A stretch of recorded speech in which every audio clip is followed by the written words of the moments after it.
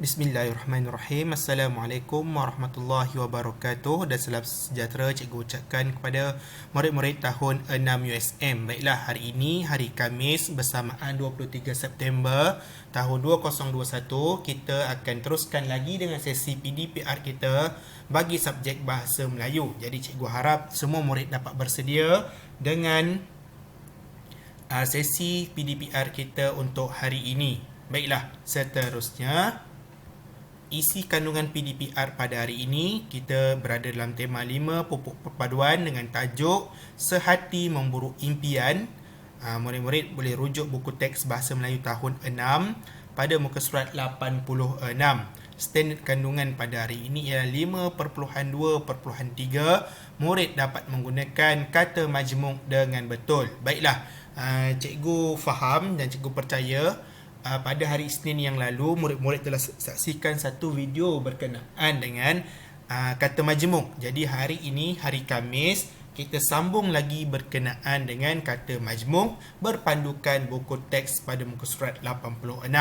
Baiklah, seterusnya kita lihat di sini, kita baca dulu apa yang berada dalam buku teks pada muka surat 86 ini. Okey, tajuk Sehati Memburu Impian. Pada minggu lalu, Izuni sekeluarga berkunjung ke resort Seri Muhibah.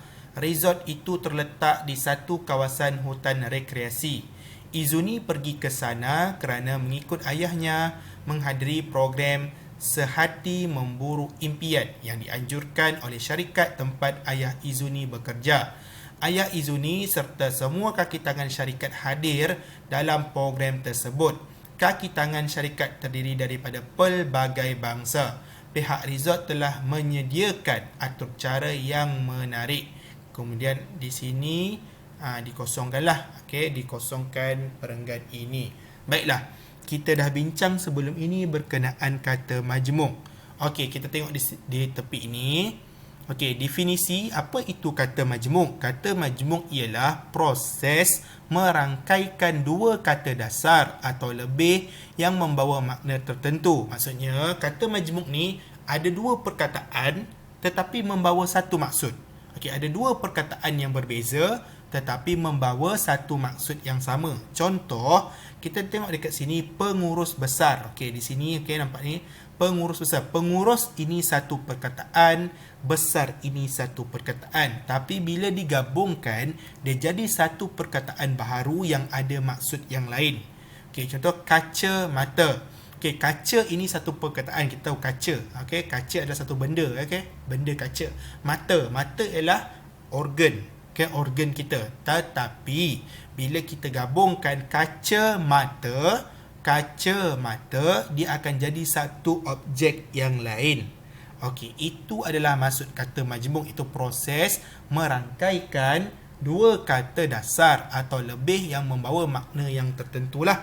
Daripada dua perkataan yang berbeza, kita gabungkan, kemudian dia akan jadi satu perkataan yang baharu yang membawa maksud yang baharu juga. Okey, bentuk-bentuk kata majmuk sebenarnya ada banyak bentuk kata majmuk. Okey, tetapi hari ini cikgu akan ringkaskan kepada dua bentuk sahaja. Iaitu yang pertama, kata majmuk yang terdiri daripada rangkai kata bebas. Contoh, gambar rajah. Okey, contohnya gambar rajah. Okey, gambar rajah. Kemudian kuning langsat, biru laut, jalan raya. Okey, gambar rajah itulah gambar kan. Macam ni gambar rajah lah ni.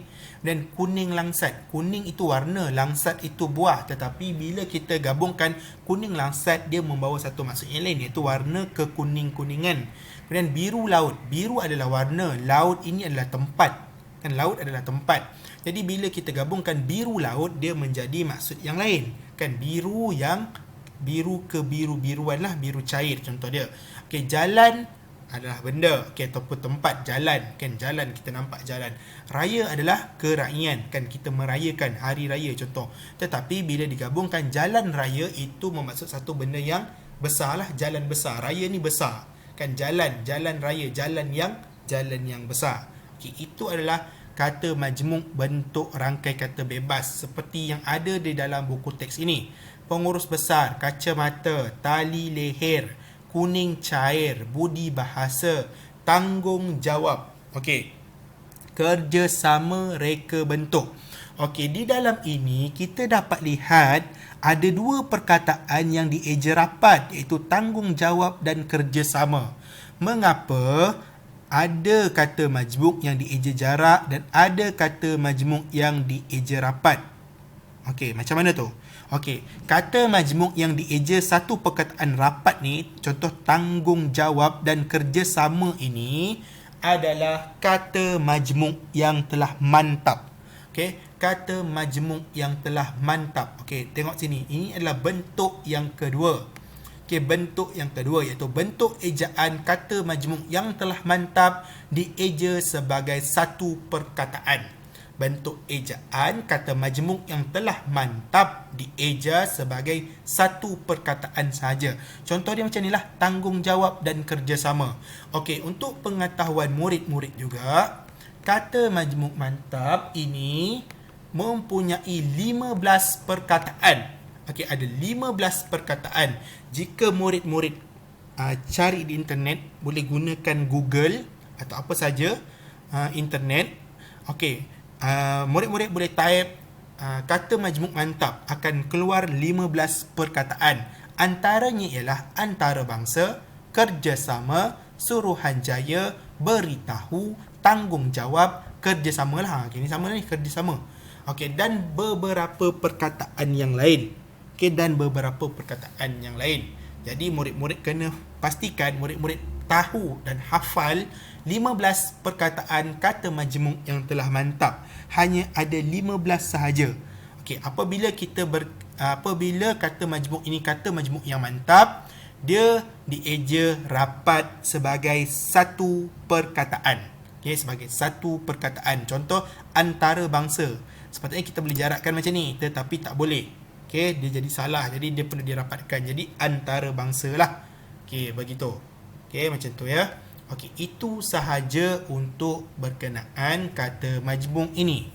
Okey, jadi murid-murid boleh ulang semula video ini atau cari maklumat berkenaan dengan kata majmuk di internet. Baiklah, untuk latihan hari ini sangat mudah. Iaitu yang pertama, murid perlu bina ayat bagi setiap perkataan kata majmuk yang ada dalam buku teks muka surat 86. Di sini dia dah keluarkan ada 1, 2, 3, 4, 5, 6, 7, 8. Ada 8 kata majmuk. Jadi cikgu nak ada 8 ayat. Okey, 8 ayat kerana ada 8 kata majmuk di dalam ini. Okey, jadi murid-murid perlu tulis setiap kata majmuk ini satu ayat lah. Okey, satu ayat bagi setiap kata majmuk ini. Kemudian tulis, okey bukan karangan sorry. Tulis ayat. Tulis ayat itu dalam buku tulis tata bahasa atau dalam apa-apa saja buku tulis. Kemudian ambil gambar dan hantar kepada cikgu di Telegram.